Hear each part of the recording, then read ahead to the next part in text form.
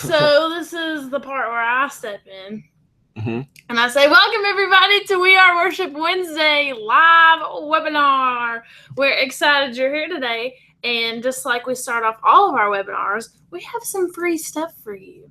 So what you need to do is you need to click on another tab because we know that we're open on one tab. So click over to another tab, type in weareworship.com and go to the home page, and there are your free gifts. So the first free gift behind door number 1 is we just like to be funny too, so you can laugh. This is Feel crazy. free. Yeah. Okay. This is crazy. Already it's crazy. We have our free song of the week, which this week is the newest song from All Sons and Daughters called I Surrender. So you should go and hit download, and you'll get the chord chart with that. And then our hymn of the month is God Most High. And this will be the last week that it is the hymn of the month. So be sure to snatch it up if you haven't already. Cool. And today for We Are Worship Wednesday, we have a special guest in the studio with us, Woo-hoo. Keith Everette Smith. Hey guys. So maybe to start it off, can you tell us why you have 2 last names? Actually, the real answer to that is that if I just used Keith Smith, I could never Google myself to find out what I was doing. So it's for Google purposes. Google purposes. Oh, yeah, I decided to put the middle name in there. So so now everybody's gonna open another tab. Yeah. And Try it out. Keith, and there's going to be like 1 million hits, all right? of a sudden next week the viewers all have 3 names. So I think I'm going to start doing that. Like Morgan Momo Shirey. I think you have a unique enough name where you don't have to. Morgan Shirey. But your then middle it name is goes- Momo? That's awesome. No, but that's Do that. cooler. That's cooler than my middle name. So I'm Which is Lee. Lee. See, it's Okay. pretty basic. I'll go with Momo. So today we're going to be talking about names and how that affects worship. No, we're actually talking about something that I'm really interested in learning about is, just vulnerable worship, and specifically within rehearsals with your worship team. So maybe you can start us off with your backstory of what have you been involved with as far as worship ministry goes? My wife Tasha has been on this show a couple times, which is really awesome. That's how I kind of found out about y'all. So I'm newly married, been married for a year, and we both lead worship together.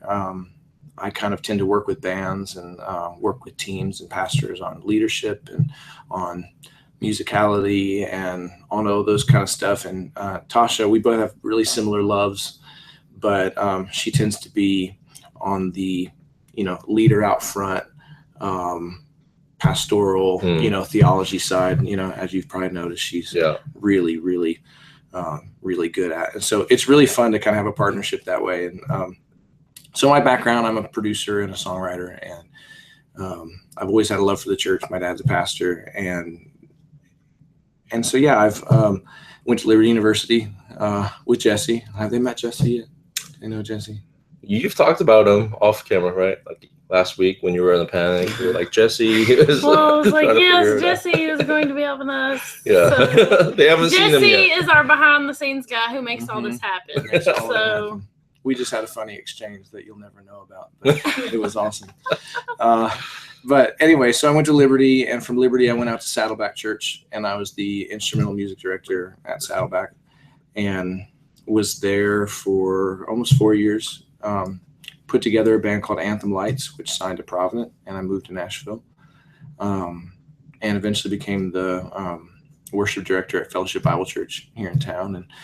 And through all of that, have just kind of found a passion for, in particular, I think like worship leadership. Like I'm passionate about worshipers, but I think when it comes to just like a top down, like there's so much ability to help influence all of you guys and see what would happen when the multiplication of affecting your ministries happens.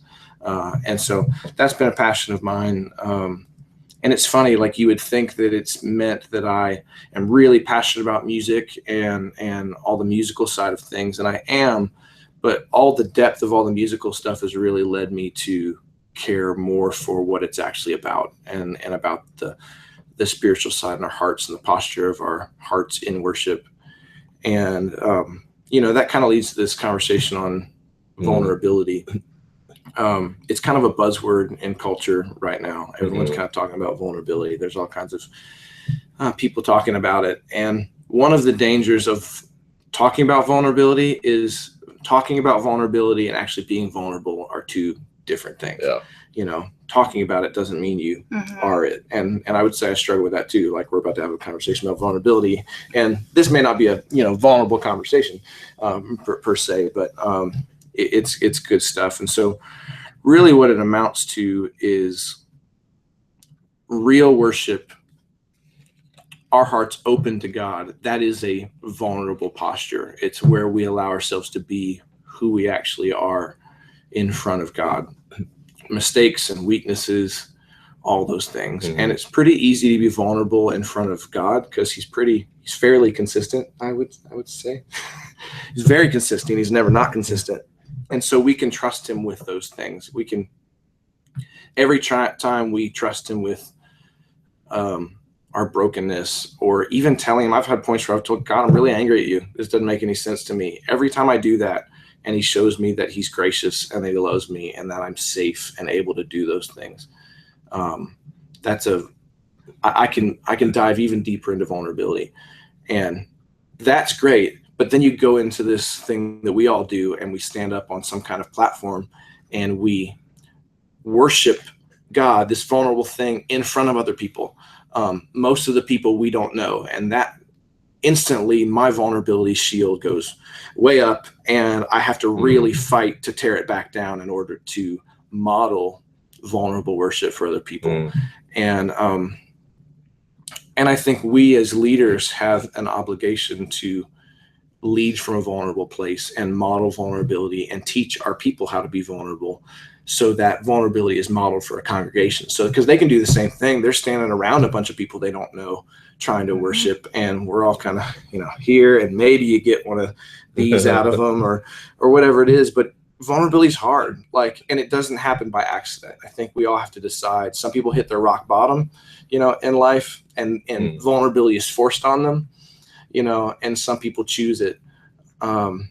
And so I think we as leaders, we can do a lot to teach our teams how to be vulnerable.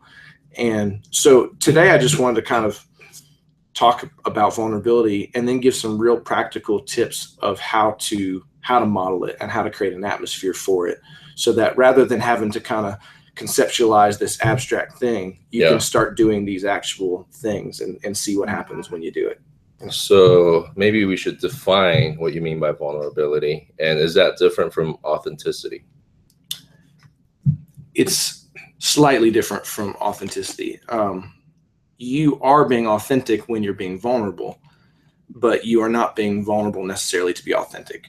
And so in other words, everyone, I want to be authentic with everyone, but not everyone is owed my vulnerability, if that makes sense. So I'm not going to lie to you, but you might not get my whole story. That might be reserved for the people that I really, really trust, that I know have my back, that I know I could be trusted with that they're not going to hop on, the chat room down below your screen and start talking about all the things, I told you. So I think that's it. And I think the same thing would go for, and there are ways to be vulnerable and areas of your life that you're saying, I'm going to dive in with vulnerability, even with people that I don't know. I'm going to risk that. That's a risk. So is getting up on stage and leading worship. That's risky. Those things can be, you can choose vulnerability with people that you aren't safe with. But I want to always be authentic, but I'm not necessarily always vulnerable. Yeah, that's a good point. And if you're joining us live, you can actually submit your questions in the chat room for Keith or any three of us, and we'll try to be vulnerable in our answers.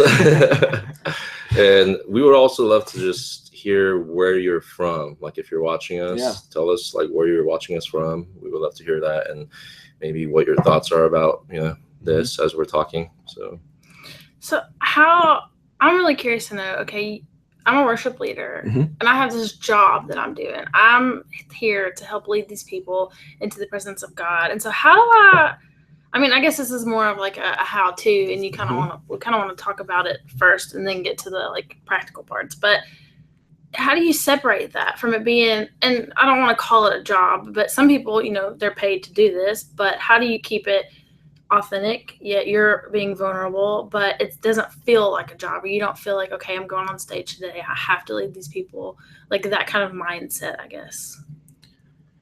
Yeah, sometimes vulnerability is showing up and just saying that. Sometimes vulnerability is saying, God, I don't feel very vulnerable today.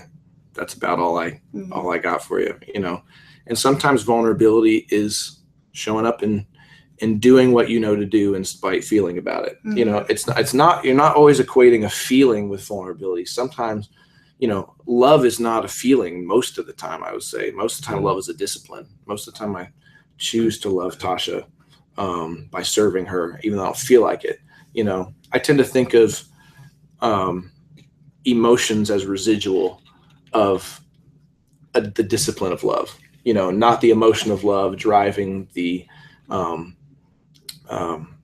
you don't do the emotion first and then get the discipline. I think it probably starts with the discipline. And I think the same thing can be with vulnerability, to where, okay, your job is to show up and lead these people well. And the issue with most of us is that we're creatives, and creative people tend to be insecure, and insecure people find it hard to be vulnerable because we don't want to be seen as flawed or making a mistake. We're perfectionists, and so are the people we're leading. And so automatically, y'all, we have a harder time with this conversation because we're all like, I don't want to mess up. I'm going to stand up and do a job of playing things right. And that's where we've got to show our teams and show our churches and those around us that our number one job is not doing it right. Our number one job is teaching people how to worship, and, I say this a lot of times because I'm a perfectionist and because I'm that person that you talk about most of the time. Sometimes the mistakes I see on stage do more to lead me in worship than all the right notes. Sometimes and I've actively put this on where I say, when I see a mistake and I see someone brush it by and continue worshiping, okay, God, you didn't ask for my perfection today. I am flawed. I'm living in this giant wrong chord of life, and so I'm reminded, okay, God, you don't want my perfection. Let me just give you my mistakes. And so the mistakes are not the point. So I hope I rounded out. No, that's awesome, because even as like a worshiper, I like how you mentioned the mistakes part. Even as a worshiper, when I'm standing here and I see somebody make a mistake, just like you said, they brush it off. To me, it's like, okay, you said it doesn't matter about our mistakes. God sees past that.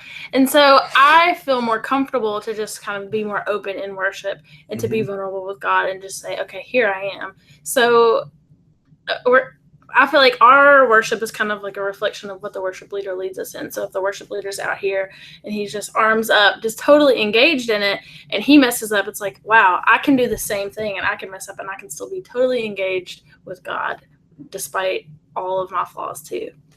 I think one way you can help that conversation for your people and even for you internally is to maybe shift what you said just the slightest bit, in that I choose to look at it as if God's not using me in spite of my mistakes. Sometimes he's using me because of my mistakes. Maybe I'll use this chance to kind of go vulnerably. Stuff has gone down in my life where I've, disappointed people, made mistakes.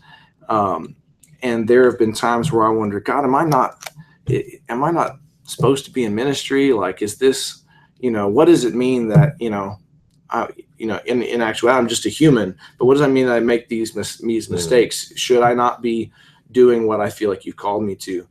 And on the other side of those things, I've learned that God's not using me in spite of them.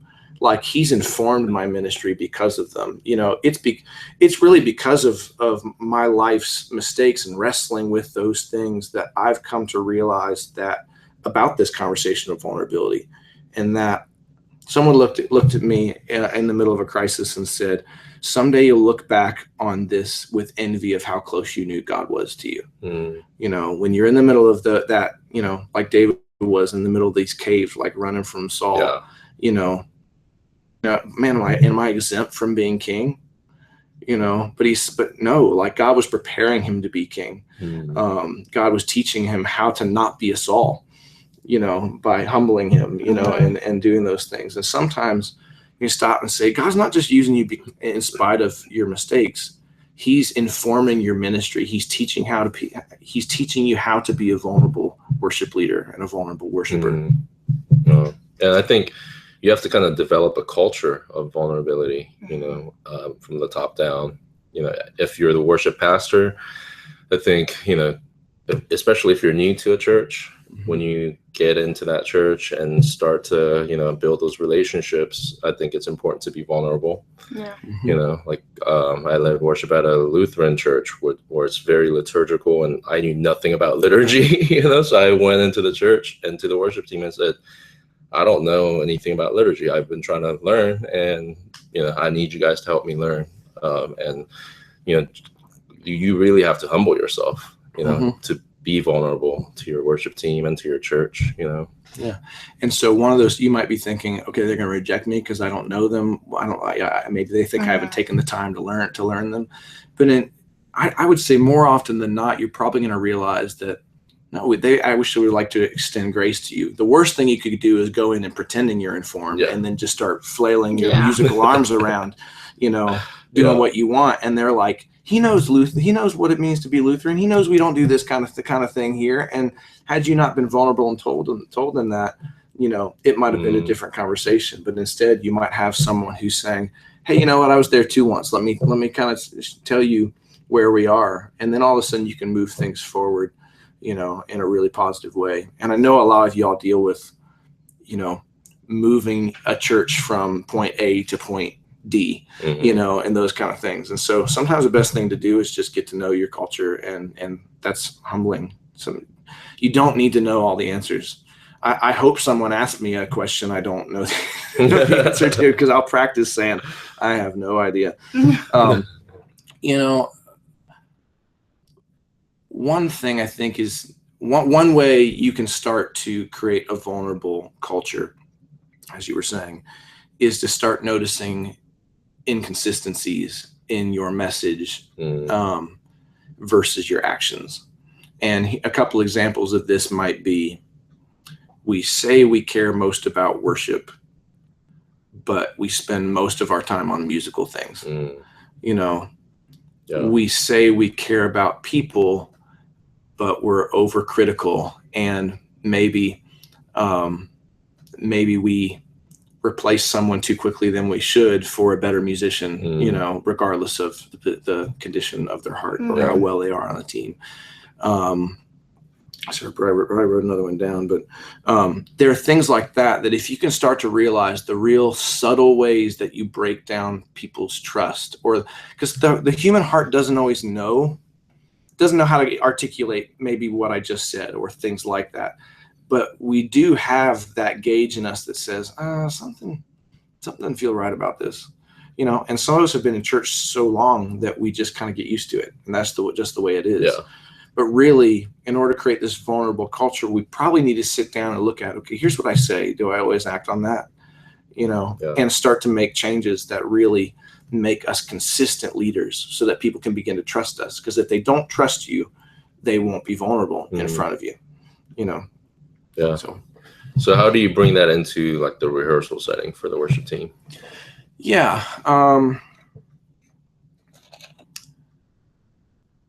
So there's a number of ways that you can do this with rehearsal. So it starts with your preparation. It starts with making sure I'm sure you've had lots of conversations, like make sure people have accurate charts ahead of time and recordings. Maybe you can even put the recordings in the right key so that people can play along with them, not just have the girl key, but a guy chart, you know, give the original key, but then use something. There's all kinds of software within Pro Tools and Logic where you can pitch the track up to where it goes. So let people. Planning Center has a website called Transposer, where you can do that for free. Oh, is that new? It's been around for a while. You Okay. just upload the MP3 and it changes Well, there you go. the key to whatever.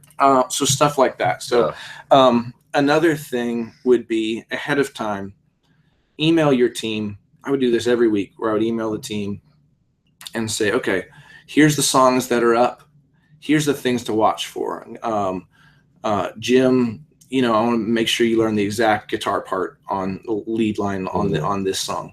But on this other song, I just learned the spirit of the part. If you want to stretch your creativity, anytime you can let your team stretch their creativity a little bit, it gives them a chance to be vulnerable and give of themselves a little bit more. And when you respond positively to it, even if it's not a part you use in the end, you've built more trust and given them those opportunities. And so tell them what to expect for the weekend. Sometimes it would be, hey, we have 2 new songs to learn, and so we're going to, but we don't have the ability to add more time. So be sure you prepare these 2 songs extra well, because we'll only get to run them a couple times. Like, let them know what to expect so that they feel like they have the information they need to be successful. Yeah. So you don't want to start from a deficit. When you start from a deficit, you're going nowhere with things like vulnerability and trust. It's just not going to happen.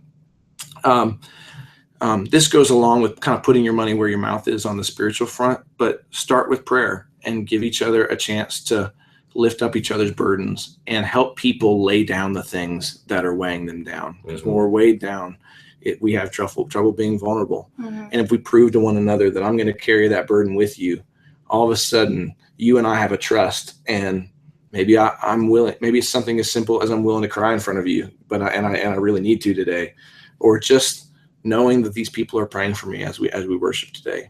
All things that start to build trust. Model respect. Don't interrupt one another. Especially, I say leaders, don't interrupt your musicians, and be gracious when they do it to you. Just model it.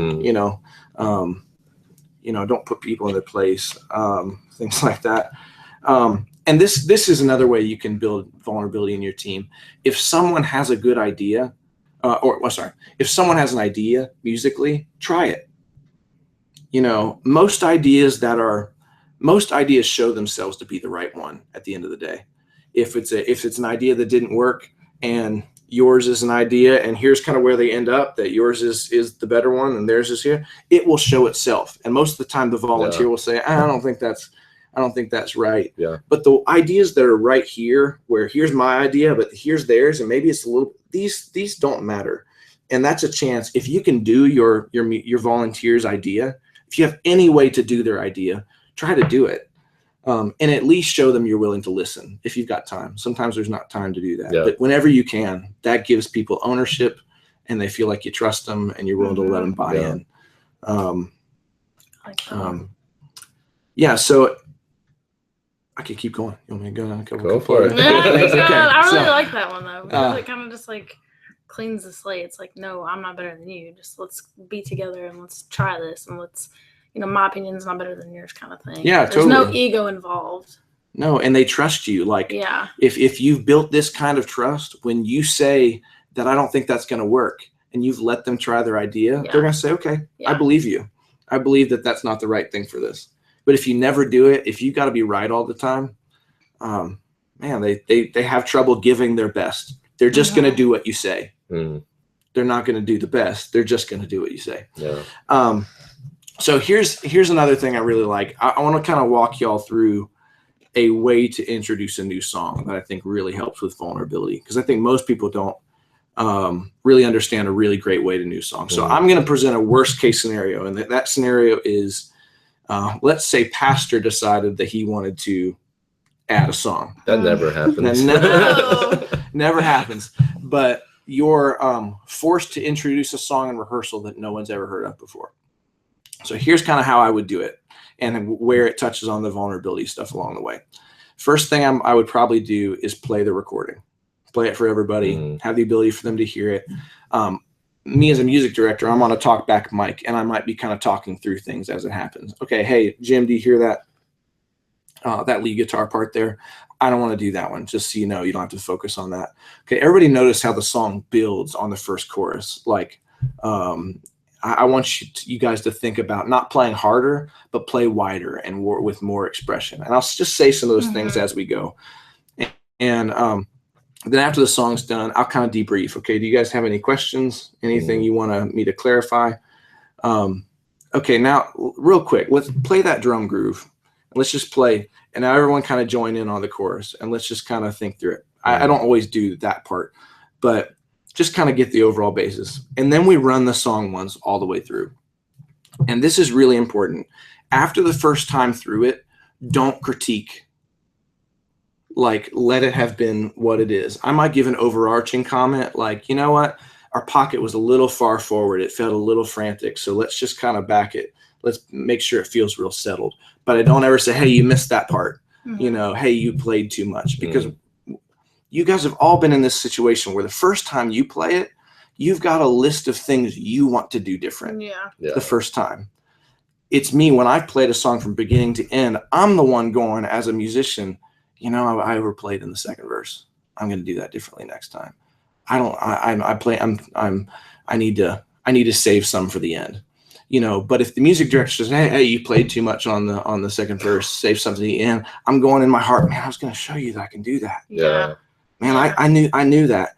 And I found that like 50% of the time or more, like you play it a second time and they do the things that you would say to them already. And what you've done by not critiquing it is given them an opportunity to have ownership and show you what they would do after playing it the first time.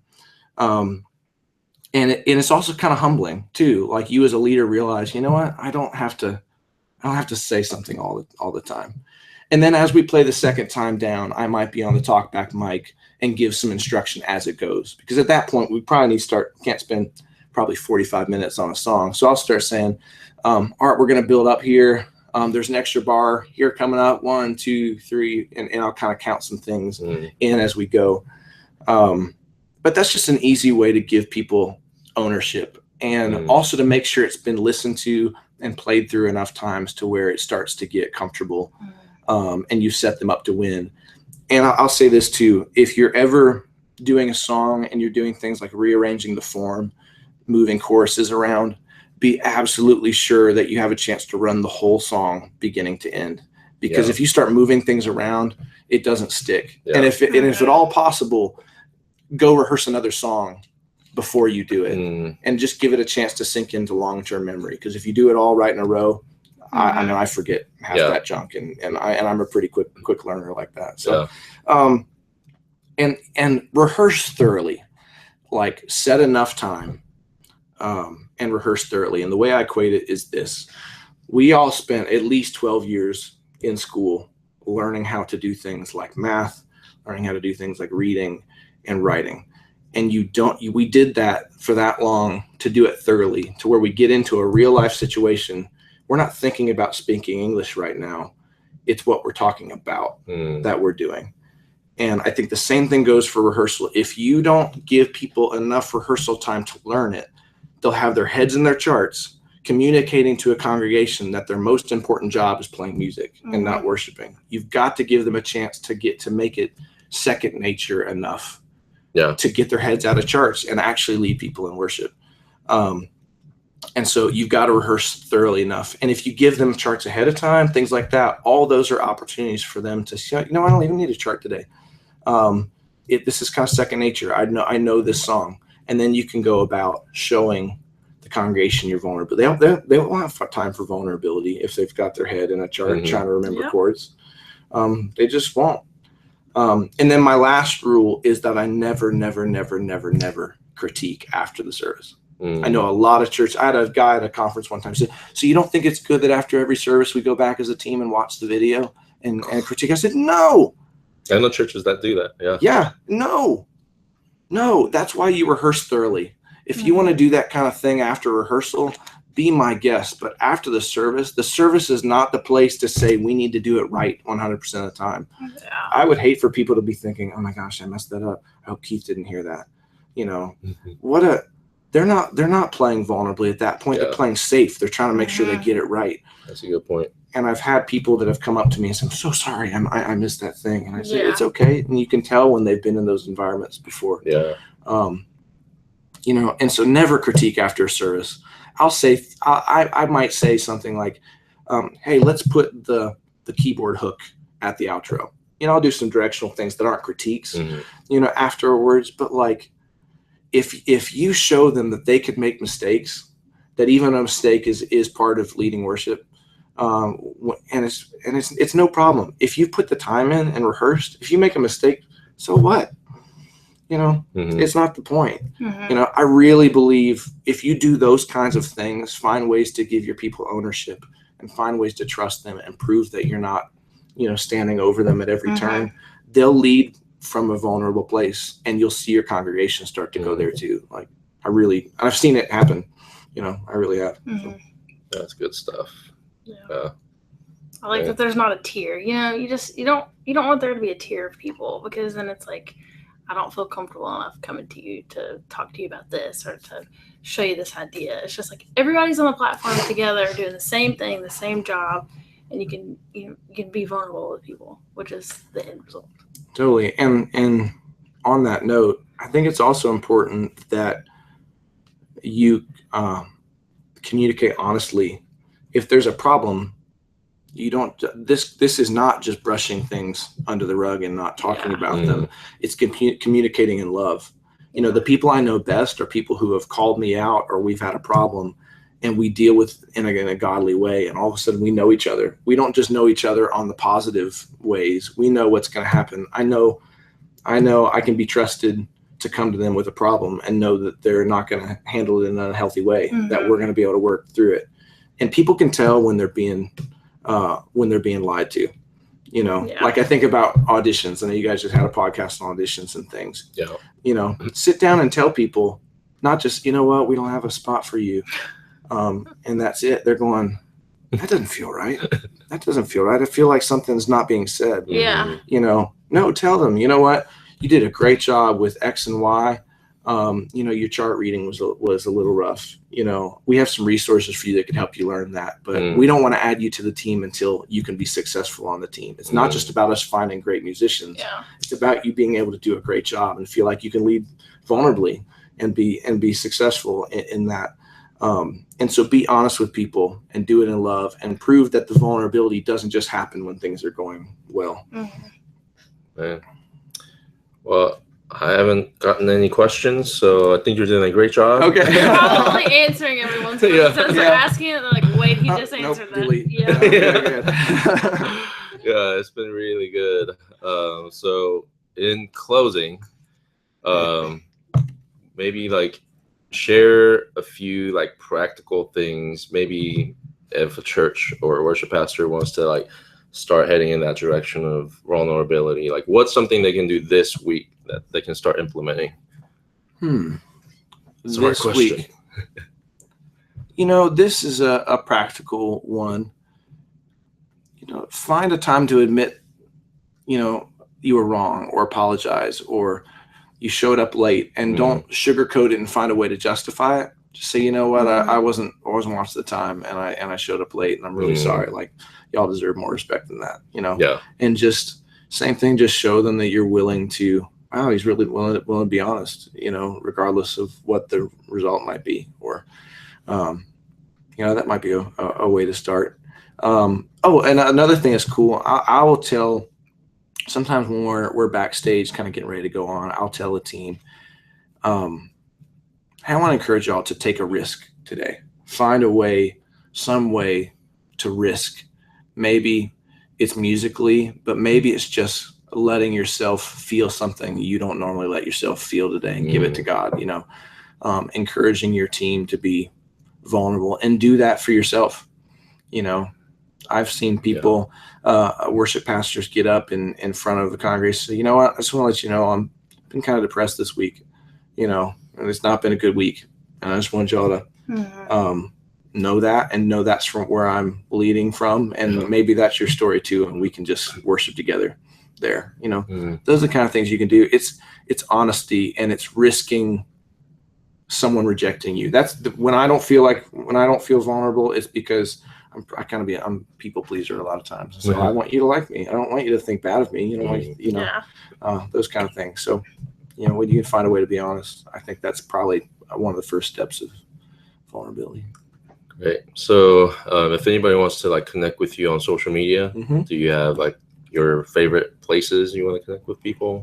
Yeah. Well, my website's an easy way to get a hold of me. KeithEveretteSmith.com. I do a lot of live church albums and stuff. And so that's another thing that I tend to be really passionate about for churches, helping churches figure out when's the right time to do that, how to lead your teams into writing for a project. Maybe a project isn't the right thing for you. So consulting in that way, and then just being available. I want to be the most approachable person for worship pastors. You can have, however many hours of my time you need if you need some help. So my website's really good, KeithEveretteSmith.com, Twitter, Producer Keith, Instagram, Producer Keith1. Cool. And then come see us play on a Toby Mac show. Awesome. Come say hello. And you play all kinds of instruments for Toby. Yep. Do you play like the triangle and the shaker and all that kind of stuff? Literally, I do. Wow. I don't know if you meant that to be a joke, but literally, I play a triangle and a shaker in the show. Yeah. And a cowbell. That's wow. Fun. So trumpet's kind of what I grew up doing. And so I'm a trumpet player and a keyboard player and a drummer. That's got to be fun to be able to like play all these different instruments. It's so much fun. I know y'all are having Seth and Nerva on soon, and next week. They're just awesome and just the best group of people doing vulnerable life together. We have conversations on the bus about all kinds of stuff and challenge each other, and it's awesome. So right. Well, next week you guys can join us at the same time, 3 p.m. Central. Seth and Nerva will be our guest. And the topic, we're anxiously waiting for them to let us know what the topic is. They have so many they want to talk about. So I have the topic. Oh, Morgan's like reading their minds. Yeah. Right, so I have this thing in my ear that it's from Seth and Nerva, and they're like, "Hey, just so you know, we have come up with a topic." So they're going to be talking about laying the groundwork for worship with young adults. Oh, okay. So that should be really cool. Awesome. And if you guys have topics that you want us to talk about on these live webinars, tweet it to us or email it to us, because we want to be a resource for you guys and talk about the things that you want to hear about. So I would say, shoot us your ideas for topics anytime, and we'll put them in our queue for upcoming live webinars. Your favorite backstage food? Oh, yeah. Favorite backstage food. Yeah. What's yours?